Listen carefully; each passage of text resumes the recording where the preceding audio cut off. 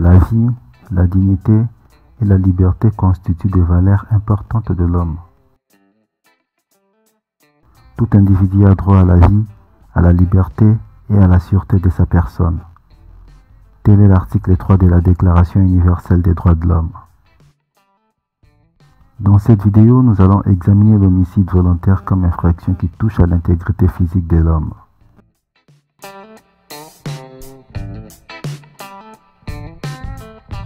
Le droit pénal regroupe les règles spécifiques à chaque infraction, qu'il s'agisse de sa définition ou de sa répression. Le droit pénal spécial peut être défini comme étant une branche du droit pénal qui s'intéresse aux faits incriminés par la loi en définissant leurs éléments et leurs sanctions et les circonstances qui les entourent. Le droit pénal commence par l'indication de l'élément légal qui court. Il s'attache ensuite à définir les éléments spécifiques du comportement matériel et précise, enfin, les sanctions encourues. Dans cette vidéo, nous allons utiliser les codes pénals marocains. Généralement, les principes et les définitions restent le même avec le code pénal de votre pays. Toutefois, le numéro des articles ainsi que certaines notions peuvent changer. Très souvent, les codes pénaux distinguent trois sortes d'homicides: l'homicide simple, l'homicide aggravé et l'homicide spécial. Tel est le cas pour les codes pénals marocains. Nous allons, dans cette vidéo, parler de l'homicide simple, qui est le meurtre. Ensuite, dans les deux prochaines vidéos, on va traiter l'homicide aggravé et l'homicide spécial.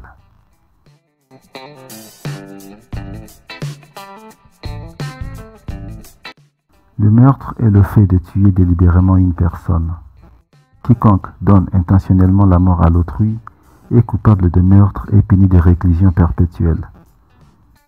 Toutefois, le meurtre est puni de mort lorsqu'il a précédé, accompagné ou suivi d'un autre crime, lorsqu'il a pour objet soit de préparer, faciliter ou exécuter un autre crime ou un délit, soit de favoriser la fuite ou d'assurer l'impunité des auteurs du complice du crime ou du délit.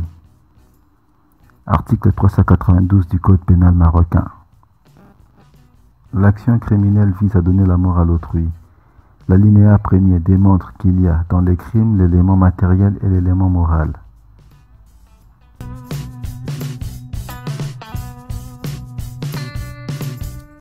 L'élément matériel regroupe l'action exercée par le délinquant, le résultat qui est la mort, et les liens de causalité entre l'action et le résultat. L'action exercée par le délinquant. Il est essentiel de noter que le législateur ne sanctionne pas l'intention implicite, qu'elle soit bonne ou mauvaise, puisqu'elle n'est pas un danger dès qu'elle reste dans la conscience de la personne. L'action exercée par le délinquant peut être, par exemple, le fait de poignarder ou tirer ou de noyer la victime.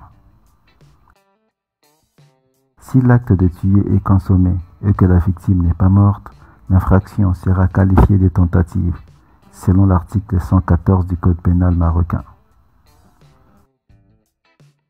L'homicide est consommé quand la victime est une autre personne que l'auteur du crime. Sinon, on parle de suicide. La victime doit être un être humain. On ne peut pas tuer un animal et parler d'homicide. La victime doit être un être vivant. Si la victime est une personne décédée, on parle de tentative en stipulant. En cas de grossesse, on ne parle pas d'homicide, mais plutôt d'avortement. Les liens de causalité. Il doit y avoir un lien ou une relation entre l'action du délinquant et le résultat qui est la mort. L'existence de la victime se matérialise par un cadavre.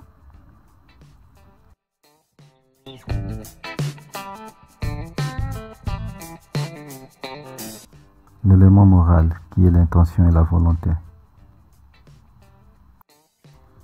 Il faut que l'homicide soit commis avec l'intention de donner la mort. L'intention ici englobe deux éléments, la volonté d'agir et la volonté de résultat. L'absence de l'intention ouvre la porte à d'autres hypothèses comme le coup et blessure volontaire entraînant la mort sans l'intention de la donner. Dans ces cas, la qualification change. Au lieu d'homicide volontaire, nous tombons dans l'homicide involontaire.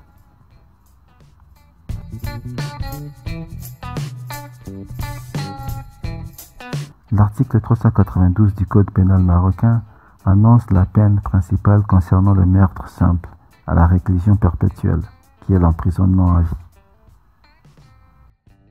En appliquant des circonstances ou des excuses légaux atténuantes, le juge peut réduire cette peine. Les circonstances atténuantes. Il s'agit de faits liés à l'infraction ou à la personne des délinquants et qui sont appréciés positivement par les juges. S'il estime que la sanction annoncée par la loi est exagérée par rapport à la gravité de fait ou par rapport à la culpabilité du délinquant. Les circonstances atténuantes ne sont pas définies par la loi. Elles sont déterminées par les juges. Elles relèvent de l'appréciation souveraine des juges et elles sont applicables à toutes les infractions sans distinction. Concernant le meurtre, le Code pénal fixe la peine entre 10 et 30 ans en cas d'admission d'une ou plusieurs circonstances atténuantes. Les excuses légales atténuantes. L'excuse des provocations. L'article 416 du Code pénal. Elles peuvent être physiques ou matérielles et parfois même morales. On peut prendre l'exemple des délits adultères d'un couple selon l'article 416 du Code pénal. L'excuse du domicile, article 417 du Code pénal. Pendant le jour, s'ils sont commises en repoussant l'escalade ou l'effraction de clôture, murs ou entrée d'une maison ou d'un appartement habité ou de leur dépendance. Elle doit être commise pendant le jour. Si c'est pendant la nuit, c'est la légitime défense, selon l'article 125 alinéa 1er du Code pénal.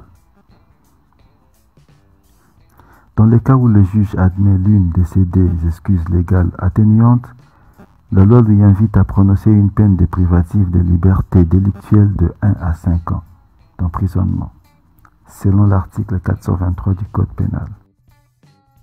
Dans la prochaine vidéo, nous allons voir l'homicide aggravé. Si cette vidéo vous a plu, n'hésitez pas à liker. Et surtout abonnez-vous pour ne pas manquer nos prochaines vidéos.